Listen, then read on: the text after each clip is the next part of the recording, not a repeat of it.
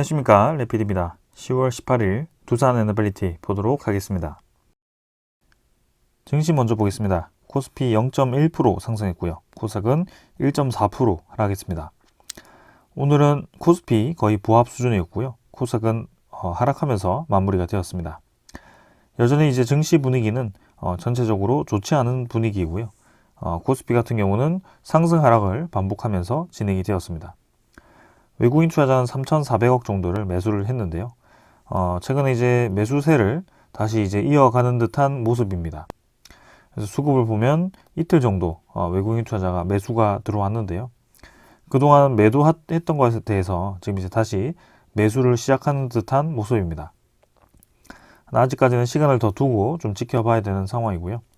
기관 투자자 같은 경우도 이틀 정도 지금 다시 매도를 하면서 조금씩 빠져나가고 있는 상황입니다. 코스닥 같은 경우는 이제 굉장히 크게 지금 하락을 했고요. 쌍바닥 정도를 다지는 듯한 그런 저점으로 하락을 하고 있습니다. 그래서 지금 아직까지도 800선을 완벽하게 지지했다라고 보기가 어렵고 그동안 이제 기술주 위주로 올랐던 그런 지수가 좀 이제 빠르게 떨어지고 있습니다. 특히 외국인 투자자 위주로 큰 하락이 나오고 있고요. 기관 투자자도 1,000억 정도 매도가 나오면서 좀 빠지고 있습니다.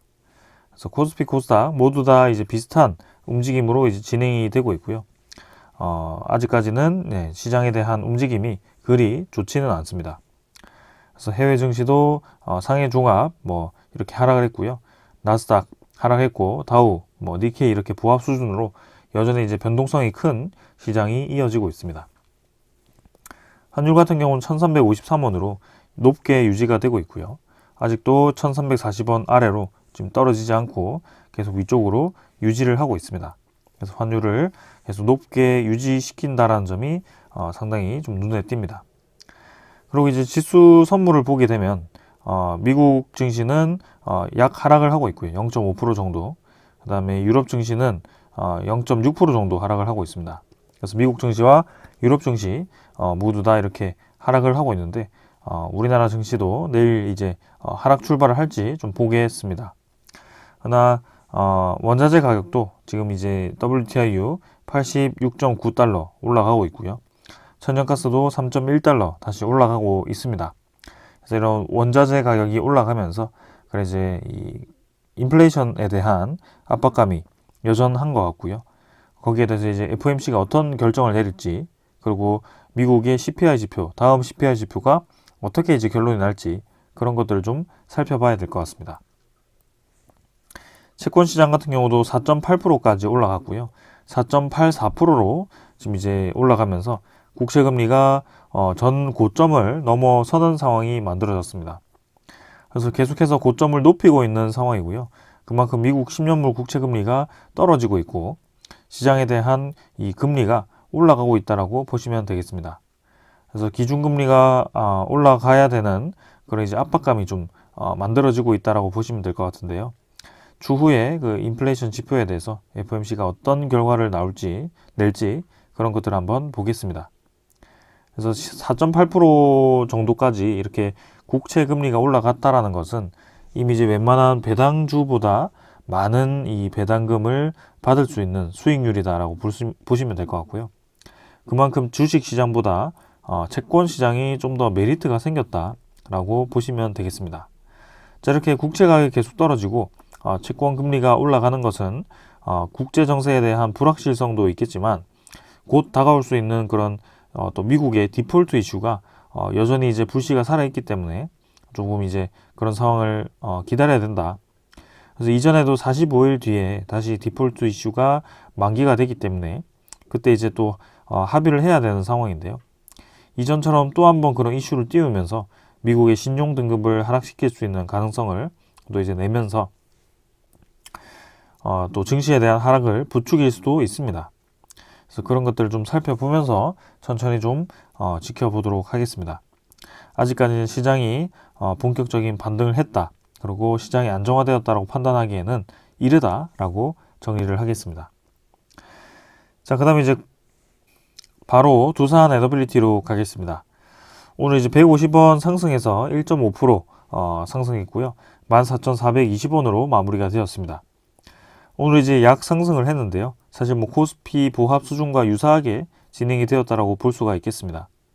그래서 뭐 시간의 거래도 크게 없었고 40원 정도 추가로 상승해서 마무리되었지만 뭐 큰 의미는 없다라고 보고 있습니다. 일별 거래량은 230만 주로 평소보다 이제 훨씬 줄어가지고 가장 최저의 그런 거래량으로 보여지고요. 아직까지 뭐 의미 있는 거래량이 나오지 않았고, 그리고 상승분도 나오지 않았기 때문에 여전히 좀 이 두산 에너빌리티는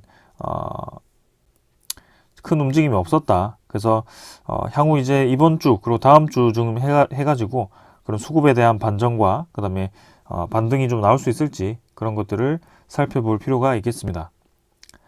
일별 차트 같은 경우는 3일 정도 해서 이 자리를 좀 지키고 있는데요. 아직까지는 이제 큰 이 하락폭에 대해서 메워주기는 부족하다라고 볼 수가 있겠습니다. 그래서 조금 더 반등이 나와가지고 기술적으로라도 15,000원을 회복해서 그 15,000원, 16,000원 정도까지는 빠르게 좀 반등을 했으면 하는 바람인데요. 그런 흐름을 한번 지켜보도록 하겠습니다. 어제도 그렇고 그저께도 그렇고 계속 강조드리고 있는 점이 있습니다. 5월달과 상당히 이제 유사한 패턴으로 하락을 했고, 그리고 유사한 패턴으로 그런 악재를 띄우면서 기관 투자자에 대한 매도와 외국인 투자자에 대한 매도가 같이 쏟아졌다라는 것을 계속 강조를 드렸습니다.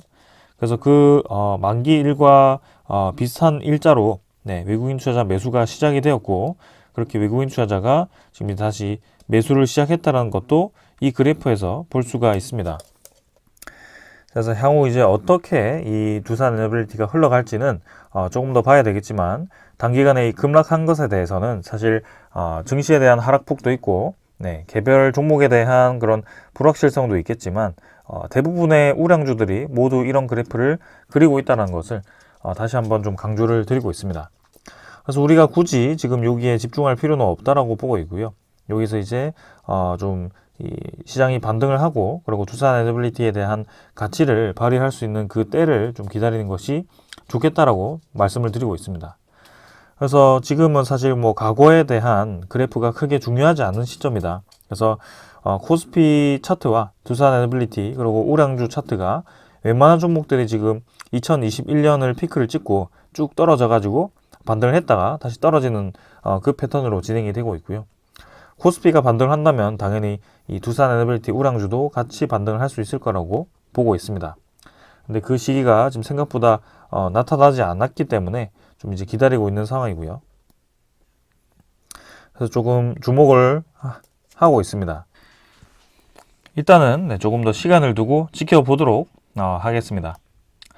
오늘 투자 수급은 기관 투자자가 78,000주를 매도했고요. 외국인 투자자가 168,000주를 매수를 했습니다. 기관 투자자가 그동안 좀 이제 공격적인 매도를 진행했는데, 오늘 같은 경우는 공격적인 매도세가 확실히 줄어들었다는 것을 볼 수가 있습니다. 금융투자가 82,000주를 매도했고요. 보험은 큰 매도 없이 진행되었고, 투시는 1,900주 매수가 되면서 그동안 이제 연일 쏟아지던 물량이 멈추었습니다. 연기금 투자자도 5,500주를 매수하면서 그동안 쏟아지던 물량이 멈추었고요. 공교롭게도 연기금 투자자, 투신, 보험 모두 이렇게 기관 투자자 모두가 매도를 끝내고 동일한 패턴으로 이렇게 매도를 멈추었습니다. 이게 뭐 어떤 투자자가 딱 이날을 기점으로 해서 두산 에너빌리티 매도를 끝내자 이런 것도 아닐 텐데, 참 신기하게도 이런 물량들이 17일까지만 딱 쏟아지고 멈추는 모습을 볼 수가 있습니다.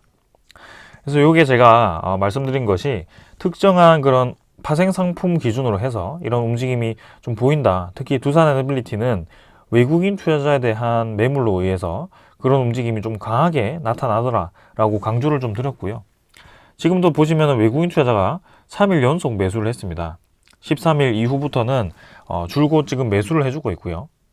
여러분들이 생각하시는 그런 기관 투자자 매도 때문에 그죠? 연기금도 이제 매도했는데 어떻게 해야 되냐요? 이런 이제 생각을 많이 하시겠지만, 사실 저는 크게 걱정하지 않습니다.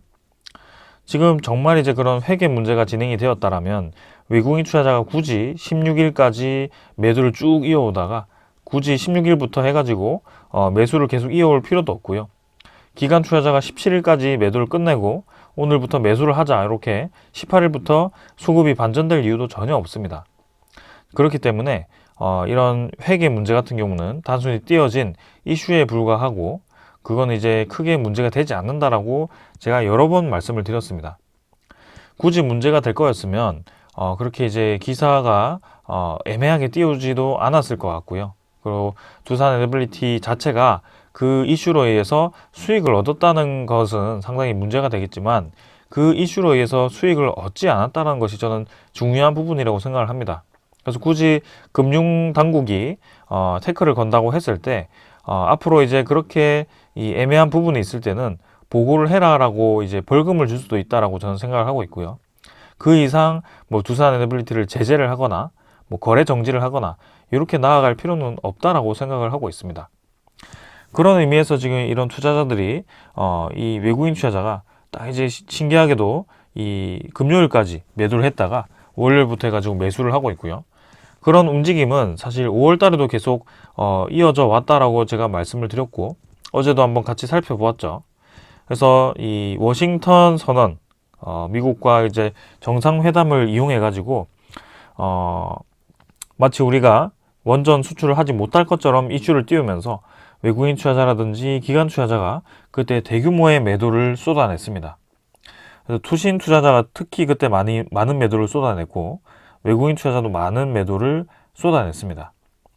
근데 이제 그 매도가 이제 다 쏟아지고 나니 어느 기점으로 해서 5월 옵션 만기 기점으로 해가지고 외국인 투자자가 귀신같이 매수를 시작합니다. 정말 이제 그 이슈가 좋지 않았다고 했을 때는 굳이 이렇게 연속적으로 매수를 다시 들어올 이유는 없고요. 그런 기점이 특히 옵션 만기라든지 혹은 이제 MSCI 리밸런싱 월말 기준으로 해서 이렇게 이 수급이 반전된다는 것은 저는 그 이 소식에 의해서 외국인 투자자가 매수 매도를 지금 반복한다고 보지 않습니다. 그래서 지금도 이제 국간을 다시 비웠다가 다시 채워 넣는 상황으로 진행이 되고 있고요. 이 상황이라는 것은 결국에는 두산 에너빌리티를 비중을 줄인다라기보다는 결국엔 다시 때가 되었을 때 국간을 다시 채워 넣으면서 매집을 하고 있구나라고 저는 생각을 하고 있습니다.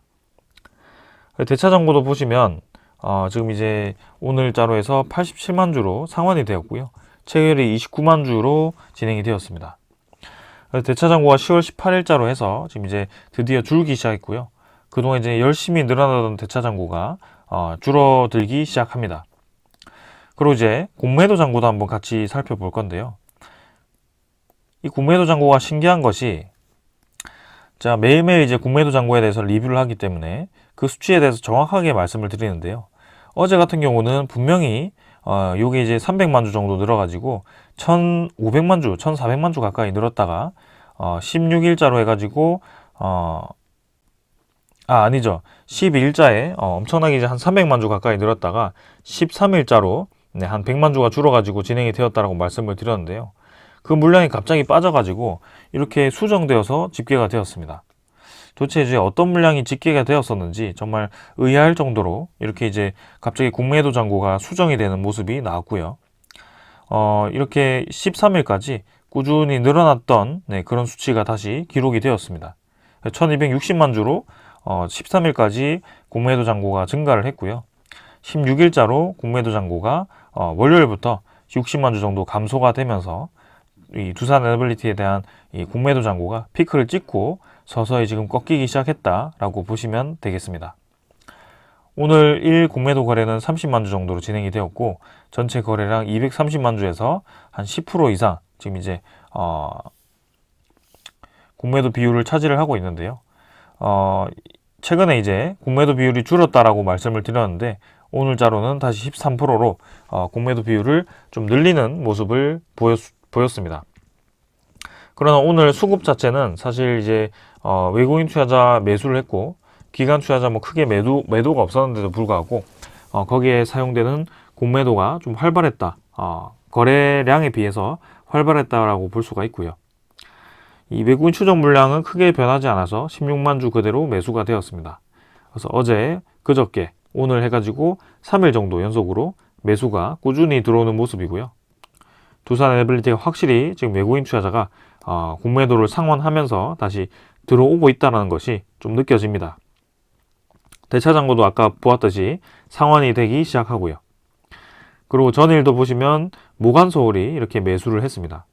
그래서 JP모간 쪽은 매도를 하고 있지만 모간서울이 지금 이제 다시 매수로 붙어가지고 그동안 이제 두산에너빌리티의 공매도 대량 보유자였던 모건서울이 최근에 다시 매수를 시작했다는 것은 다음 달 MSCI 리밸런싱을 앞두고 그런 움직임을 보일 가능성이 크다라고 생각을 합니다. 그래서 적어도 이제 10월 말 그리고 11월 이 옵션 만기까지는 이 매수세가 계속 지속될 가능성이 높다라고 저는 판단을 하고 있고요.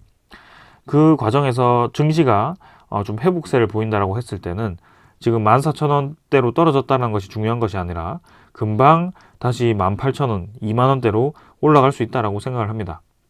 그동안 움직임이 그래 왔기 때문에 충분히 그렇게 말씀드릴 수 있다라고 보고 있고요. 우리가 떨어지는 데는 오래 걸렸지만 올라가는 데는 단 일주일, 2주일 정도면 금방 이 40%, 50%까지는 주가가 올라간다는 것을 여러분들도 충분히 이해를 하고 있습니다. 단지 이전에 잘 가지 않았던 가격대로 갔기 때문에 불만이 터지고 있고 이런 이제 두산에너빌리티에 대한 그런 가치가 의심되는 부분이 있겠지만 그 의심되는 부분이 이미 코스피 자체가 같이 무너졌기 때문에 어쩔 수 없이 같이 빠졌다라고 볼 수가 있고요. 그리고 수급적으로 이해를 했을 때는 다시 매수가 시작되는 수급이 들어왔을 때는 앞으로 이제 어떤 움직임이 보이는지 그동안 우리가 경험적으로 잘 알고 있습니다.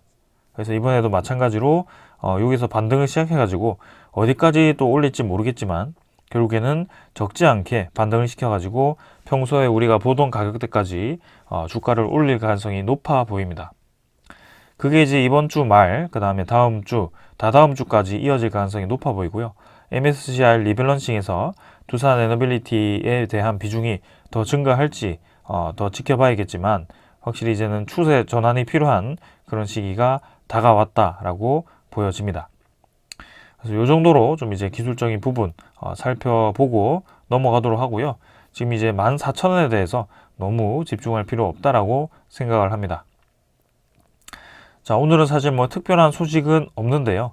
지금 이제 유럽에서 EU에서도 친환경 기술에 원전을 이제 포함시킨다는 가닥으로 가고 있습니다.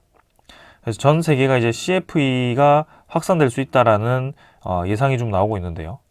내용을 좀 살펴보면 유럽연합이 친환경 산업 투자를 지원하는 탄소중립산업법 NGIA의 친환경 기술에 원자력 발전을 포함하는 방향으로 가닥을 잡았다라고 얘기를 했습니다. 그래서 우리나라가 지금 CFE를 추진하고 있는데 국제 확산을 추진하는데도 탄력이 붙을 전망이다라고 결과가 나왔습니다. 그래서 요 NGIA에서 초안에서는 원전이 이제 지원 대상에서 빠졌었는데 유럽의회 산업위원회는 이 법 부칙에 이제 전략적 탄소 중립 기술을 지정하는 방식 대신 친환경 전환에 대해 필수적인 광범위한 기술들을 지정하고 원전을 이 해당 기술에 포함시켰다라는 얘기를 했습니다. 그래서 사실상 이제 원전 프로젝트를 이 지원을 가능하도록 한 것이고요. 이렇다는 것은 이제 이전에 나왔던 EU 텍소노미, 그린 텍소노미에 지금 이제 원전이 본격적으로 포함이 되고 여기에 이제 자금을 지원받을 수 있다는 것입니다. 그래서 이제 지금 원전 신규 건설을 투자하고 있는 검토하고 있는 국가들이 이제 이런 지원금을 받는다고 했을 때 더욱더 이 에너지원에 대해서 활발하게 검토를 할 것 같고 쉽게 이제 건설할 수 있다면 조금 더 우호적으로 작용할 가능성이 커 보입니다. 그래서 두산에너빌리티를 비롯해서 관련 국가들이 좀 수혜를 볼 수 있을 거라고 생각을 하고 있고요. 이 최종안까지 조금 더 지켜볼 필요는 있겠습니다. 그러나 확실히 국제적인 이 시각이 좀 많이 바뀌고 있다. 그리고 이제 노후 원전 보조금도 지금 이제 줘야 된다라는 EU 발표가 있었고요. 독일보다는 이제 프랑스 쪽으로 좀 이제 주도권이 넘어가고 있습니다. 독일은 이제 탈원전을 대표하던 국가였고 프랑스가 이제 원자력 에너지를 채택해야 된다라는 그런 국가였는데요. 점점 이제 시간이 지날수록 독일보다는 프랑스 쪽으로 이 에너지에 대한 주도권이 넘어가고 있습니다. 자, 그래서 전기요금 안정화 및 재생에너지 발전 확대 등을 핵심으로 EU 전력시장 개편안 협상안을 이제 채택을 했다라고 하는데요. 이 개편안에는 원전 보조금 지급을 두고 독일과 프랑스 간의 입장이 갈리면서 협상이 이제 장기화되었는데, 이번에 이제 그 협상이 지금 이제 프랑스 쪽으로 넘어온 것으로 좀 보여집니다. 그래서 EU에서도 이제는 친원전으로 회귀하고 친원전을 하는 국가들이 많아지면서 이제 유럽 연합 전체가 좀 이제 원자력 에너지에 대해서 긍정적으로 검토하는 방향으로 바뀌고 있다는 것을 여러분들께 말씀드리고 싶고요. 폴란드 정부가 이제 정권이 바뀌어서 뭐 EU 쪽으로 이제 그죠, 친 EU 쪽으로 이 정권 이 분위기가 넘어간다. 그래서 방산이라든지 원전에 대한 정책이 바뀔 수 있다. 이런 얘기들이 있는데요. 사실 이제 EU에 대한 지금 분위기를 보면 굳이 탈원전을 계속 고수할 분위기가 아닙니다.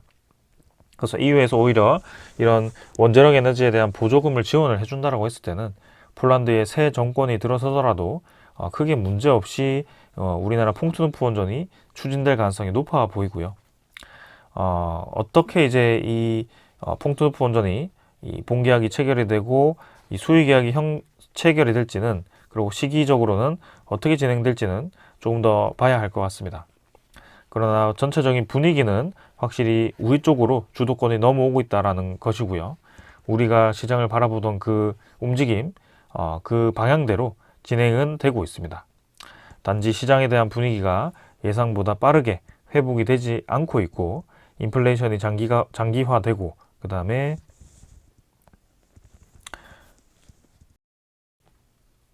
국제 정세가 이제 복잡해지면서 좀 이제 불확실성이 커지면서 좀 안전 자산 선호로 좀 자금들이 이동하고 있는데, 그런 것들은 다 이제 좀 잘 해결되지 않을까 싶습니다. 그래서 조금만 더 침착하게 투자를 했으면 좋겠고요. 지금 충분히 이제 이 비판할 수 있는 그런 환경이라고 생각을 합니다. 잘 보지 못했던 가격대까지 왔고, 충분히 기다릴 만큼 기다렸다라는 시간이 흘렀음에도 불구하고 주가가 지금 좋지 않은 상황이기 때문에 어쩔 수 없지만, 이미 이제 시장 자체가 그렇게 흘러가고 있기 때문에 사실 지금 뭐 이 자금을 빼서 다른 데 투자를 한다라고 한들 수익을 볼 수 없는 환경이다라는 것은 여러분들도 잘 알고 계실 겁니다. 그래서 뭐 굳이 수익을 본다면 급등하는 종목에 급등하는 것을 따라가서 수익을 보고 반짝 빠져나오는 그런 패턴이 있겠지만, 그런 이 수익을 보는 패턴들은 결국에는 큰 손해를 볼 수 있는 하이 리스크 하이 리턴이다라는 것을 잘 이해를 하셨으면 좋겠고, 우리의 목적은 단기간의 수익보다도 단기간에 이제 수익이 났으면 좋겠지만, 이 기업이 이제 성장하는 것에 대해서 주목을 했고, 이 기업이 속한 그 시장 환경이 이제 필수적이다라는 것을 주목을 했기 때문에 아주 장기적으로 바라보고 투자를 했다라는 것을 좀 강조를 드립니다. 그래서 거기에 대해서 충분히 이해를 하셨다면 좀 같이 한번 끝까지 가보고요. 그렇지 않다라고 했을 때는 좀 이제 아쉽지만 뭐 크게 뭐 나가셔도 저는 상관없다라고 말씀을 드리겠습니다. 이렇게 이제 열심히 오랫동안 말씀을 드렸는데 불구하고 나가야겠다고 하면 그냥 뭐 댓글 달지 마시고 나가셨으면 좋겠습니다. 저는 여기까지 하고 마무리를 하겠습니다. 감사합니다.